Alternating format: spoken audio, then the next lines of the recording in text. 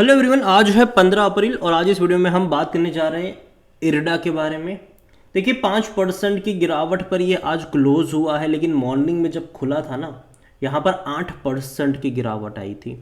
और एक ख़राब न्यूज़ कह लो, वो भी यहाँ पर देखने को अभी हाल फिलहाल में मिल रही है। बात करेंगे उसके बारे में, लेकिन उससे पहले अगर आपने अभी तक चैनल को सब्सक्राइब नहीं किया है तो प्लीज़ अभी इसे सब्सक्राइब कर लीजिए, क्योंकि आगे भी बहुत सारे वीडियोज़ हैं जो वो काफ़ी ज़्यादा हेल्प करेंगे। तो इरडा का शेयर अभी 160 रुपये से भी नीचे आ चुका है और आज काफ़ी बड़ी गिरावट है मैं कहूँगा। यहाँ पर पिछले एक महीने में देखो तो एक बड़ी तेज़ी से गुजरा ज़रूर था, 125 से ऐसा भागा 175 पे गया। और जब ये तेज़ी आ रही थी तभी मैंने वीडियो बनाकर कहा भी था खरीदारी के मौके नहीं है, यहाँ पर वापस करेक्शन कभी भी स्टार्ट हो सकता है। और वो इससे पहले देखने को मिला भी सही। आज तो हालांकि चलो बाजार ऑलरेडी काफ़ी नेगेटिव मूड में था, और इतना ही नहीं, एक ख़राब न्यूज़ भी आई कि भैया म्यूचुअल फंड्स यहाँ पर लगातार बिकवाली कर रहे हैं। उसको लेकर रिपोर्ट आई तो एक ही दिन में 8% गिरा ज़रूर था, लेकिन फिर भी एंड ऑफ द डे 5% का तो डिक्लाइन यहाँ पर देखने को मिल ज़रूर गया है। और वॉल्यूम्स भी देखा जाए इरडा को लेकर तो भाई साहब आज 4.5 करोड़ के आसपास के शेयर्स भी ट्रेड होते नजर आए। देखो बड़ी क्वांटिटी में ट्रेडिंग यहाँ पर चल रही है। और कंपनी का जो ऑल टाइम हाई था वो 215 रुपये का था, लो 50 रुपये का। ये वो लेवल है जिस प्राइस पे इसकी लिस्टिंग हुई थी, और उसके बाद ये कभी इस लेवल पे नहीं गया, क्योंकि उसके बाद काफ़ी बड़ी तेज़ी भी यहाँ पर देखने को मिली ज़रूर थी। और इसका जो मार्केट कैप है ये 42,000 करोड़ से भी ज़्यादा का देखने को मिल रहा है। कंपनी अगर आप देखो तो सरकारी कंपनी है ये, और according to Moneycontrol user 89% लोग कह रहे हैं खरीदारी करो। मैं इनके साथ सहमत नहीं, मुझे लगता है कि देखो करेक्शन यहाँ पर बनने चाहिए आने वाले टाइम में, क्योंकि वैल्यूएशन के हिसाब से भी अगर आप देखोगे तो ये जस्टिफाई नहीं कर रहा है।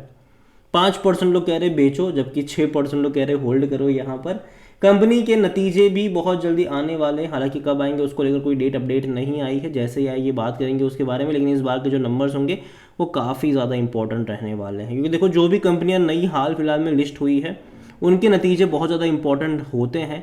रीज़न ये है कि कंपनी जब अपना आईपीओ लेकर आती है तो वो तभी लेकर आती है जब पिछले कुछ क्वार्टर में इन्होंने काफ़ी अच्छा परफॉर्मेंस दिखाया है, और अच्छे परफॉर्मेंस दिखाने के बाद वो लोग लिस्टिंग करवाते हैं, ताकि वह लिस्टिंग अच्छे से हो जाए उनकी।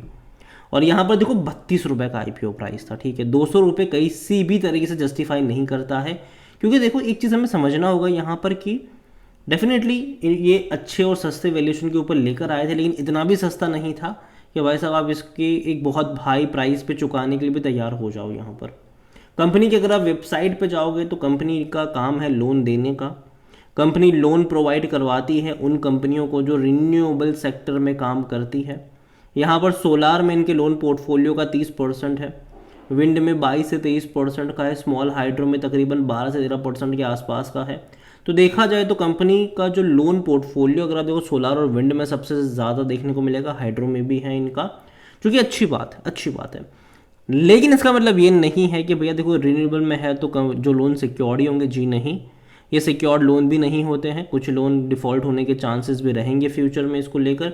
ये आईआरएफसी नहीं है जो रेलवे को लोन देती है, गवर्नमेंट को लोन देती है, और मतलब रिकवरी के चांसेस बढ़ ही जाएंगे। यहाँ पर कई बार जो है वो एनपीए भी बन जाते हैं, तो इस चीज़ के बारे में याद ज़रूर रखिएगा। कंपनी में उम्मीद करता हूँ कि चीज़ें बेहतर हो, और जो इनका लोन पोर्टफोलियो वो डेफिनेटली बढ़ने ही वाला है, क्योंकि पिछले क्वार्टर के मुकाबले डेफिनेटली इस क्वार्टर में और लोन बांटे होंगे, तो लोन पोर्टफोलियो इनका बढ़ता ही जाएगा। जैसे अपडेट होगा बात करेंगे उसके बारे में भी। लेकिन जो गिरावट की आज सबसे बड़ी वजह है भाई साहब, 3 म्यूचुअल फंड ने यहाँ पर जो 3 बड़े म्यूचुअल फंड से उन्होंने भैया पूरी तरीके से एग्जिट ले लिया है, एग्जिट मार्च क्वार्टर में। यहाँ पर अगर आप देखो तो आज मॉर्निंग में ही यहाँ पर गिरावट थी on Monday session following the, अगर आप देखो तो 3 डोमेस्टिक म्यूचुअल फंड्स ने यहाँ पर मार्च में एग्जिट लिया है। और यहाँ पर वो कौन से हैं? The note from Nuvama alternative and quantitative research seated data from ACE mutual fund stated that the March Kotak mutual fund, Nippon India mutual fund and ICICI prudential mutual fund exerted from the stock. Exit ऐसा भी नहीं कि अपनी holding को कम करा हो, reduce करा हो, ऐसा नहीं, एग्जिट करा है इन्होंने। इससे पहले भी अगर आप देखो तो दिसंबर क्वार्टर में भी बिकवाली हुई थी, बात करेंगे हम उनके शेयर होल्डिंग के बारे में भी बात करेंगे आगे। तो ये एग्जिट लिया है। As of December 31st, neither of these 3 mutual fund house named are shown in the public ownership data on the BSE, indicating that they owned less than 1% of the firm. मतलब देखो यार, data show नहीं कर रहा है। देखो 1% से ज़्यादा की अगर आप किसी कंपनी में आपकी होल्डिंग होती है तो आपको वो डेटा शो करना होता है, लेकिन अगर उससे कम की होती है तो वो शो करना नहीं होता है। तो यहाँ पर डेटे में मतलब जो डेटा है उसमें वो नहीं आए, मतलब यह है कि भाई साहब इनकी होल्डिंग 1% से कम हो चुकी है। यहाँ पर अगर देखो तो December share holding pattern December indicate the 15 mutual funds were owning 2.87% of IRDA. Following the IPO the government still own 75% और एफआईएस जो है वो 1.88% का स्टेक यहाँ पर ओन करते हैं। और यहाँ पर अगर आप देखो तो जो कि एंजल वन के एनालिस्ट है उनका कहना है the mid cap space is under pressure taking into the consideration geopolitical tension the IRDA stock price as well as slipped sharply in the opening tick.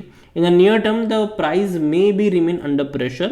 The next support level जो है वो 140 रुपए के आसपास का देखने को मिल सकता है which should be seen for the long term perspective. और 170 रुपए का रजिस्टेंस है। उनका ये कहना है कि 140 रुपए का सपोर्ट लेवल यहाँ पर ज़रूर है शॉर्ट टर्म में और 170 रुपए का रेजिस्टेंस लेवल है। दूसरी तरफ अगर आप देखो जो कि रवि सिंह है जो कि रेलिगर ब्रोकिंग के हैं, उनका कहना है कि IRDA share price is very strong on both technical and fundamental parameters.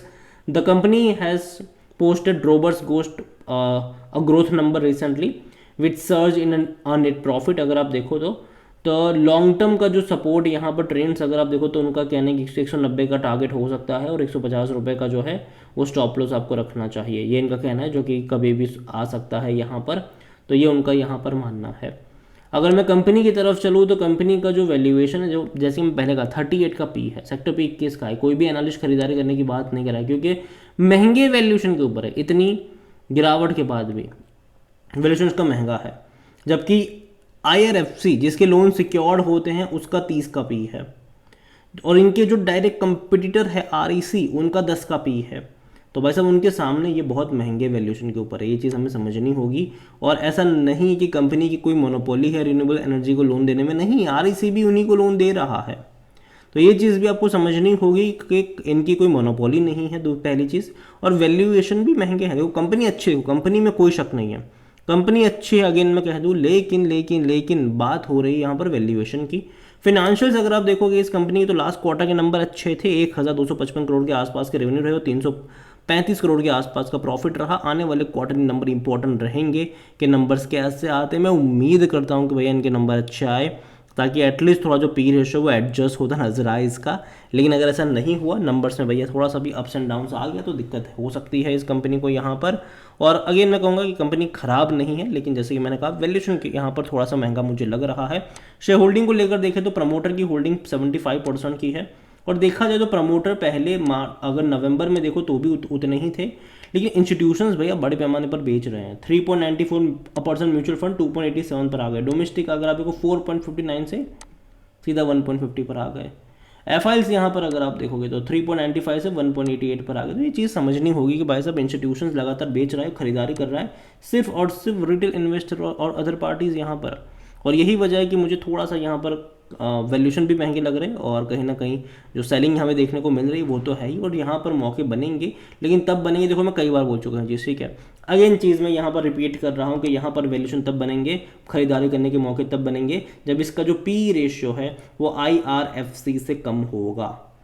तो नज़र रखिएगा इसके ऊपर और मैं अपडेट भी आपको देता रहूँगा। तो चैनल को सब्सक्राइब करना भूलिएगा नहीं, बेल आइकन को प्रेस जरूर कर लीजिएगा। वीडियो को यहीं पे एंड करता हूँ, पसंद आया हो तो लाइक करें, शेयर करें।